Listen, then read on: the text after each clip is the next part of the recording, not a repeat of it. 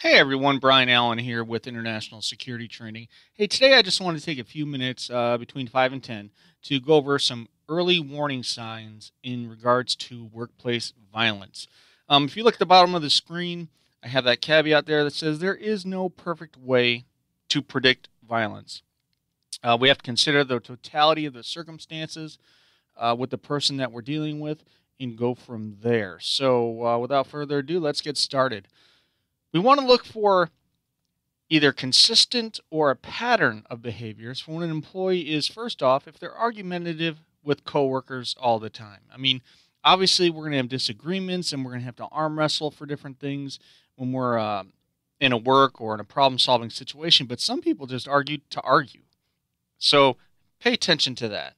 Next, does a person demonstrate severe mood swings? Are they either super happy or are they pissed off and angry and very defensive all the time? Okay, that's going to be something to look for.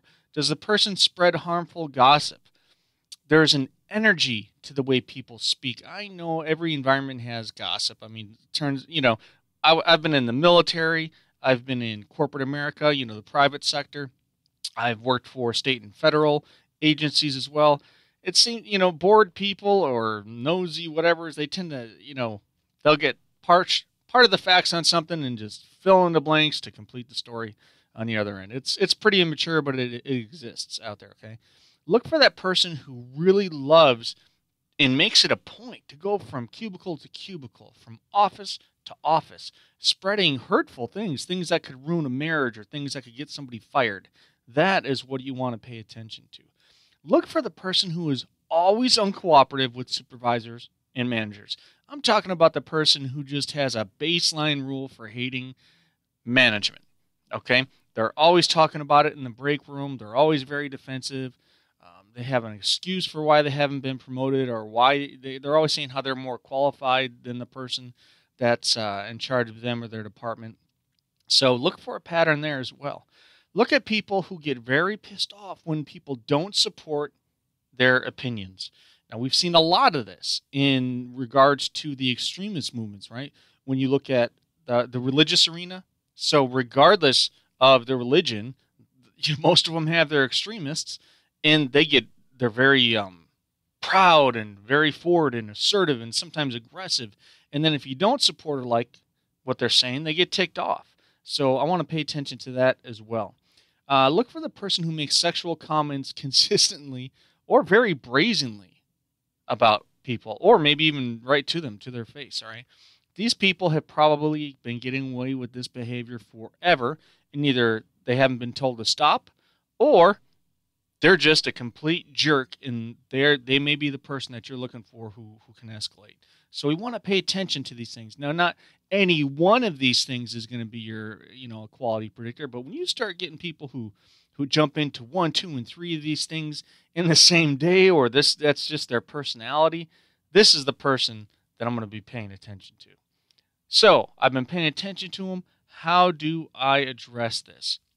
Okay, first, I'm going to refer to my human resources department and see if they have policies and procedures that I can use as a backbone so I can have a discussion with this person.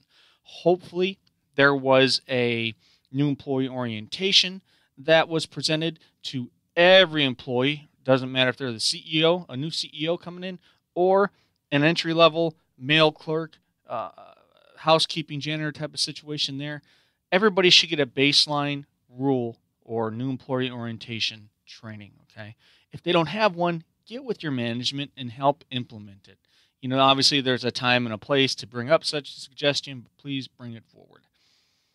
So the first thing we're going to do is we're going to have a verbal counseling with this person. You call them into your office or your work area. Stay low-key about it. Inform the person that the behavior needs to stop because either, number one, it violates a company rule, or, number two, it's disruptive to the work environment. You see, even if I don't have a policy in place, even if I do, if I'm working for a startup company and HR is off in a different realm and they have never implemented these things, well, I'm responsible for my team and my staff's work environment. If I see something going on that is disruptive to the work environment, I'm going to be held accountable for it. So I need to control that. All right. Your employee's reaction to this meeting, whether it's good or bad, needs to be documented. Okay? Some people are like, well, I'll only write it down if it's bad. No, you got to do it if it's good or bad, and here's why. I've had people that I've had to counsel, and some of them explode. They get angry. They're very defensive, right? And that's just their personality. They're angry and defensive.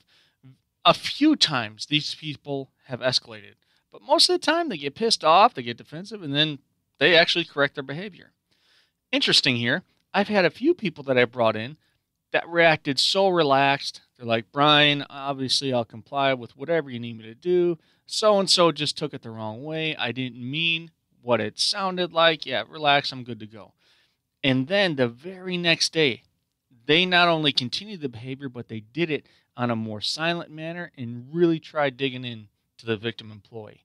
So I always want to document the person's behavior, and I'm going to start reading people. I need to know my environment and the personalities within it.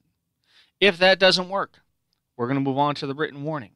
This should be given if there's no improvement, obviously, following the verbal counseling, and you need to keep your emotions under control even if the employee is not. Some people get really ticked off. Some people will break down and start crying on you. Okay? So you need to stay as professional as you can, and it's very hard to do. It's really easy for me to sit here and teach it to you, but I can tell you what, I've had successes and I've had failures in that area right there. And hopefully now you're being told ahead of time so that way you don't have to learn it the rough way like I did. So as we wrap this up, I don't want to spend too much longer on it. Always follow the legal guidelines for your area.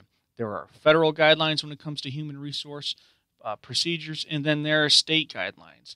And then you're going to have your company's policies that can exceed both of those if they want. So make sure you know what you're doing and you're in compliance. Again, know your company's progressive counseling procedures. And like I mentioned earlier, if they don't have any, please suggest to management that they be created. You know, if we have a good new employee orientation program and we address disruptive behaviors at the onset of them, we can negate about 95% of the violence that occurs in the workplace. So give it a shot. Let me know how it's going. If you have any questions or comments, post them underneath the video. And until next time, my name is Brian with International Security Training.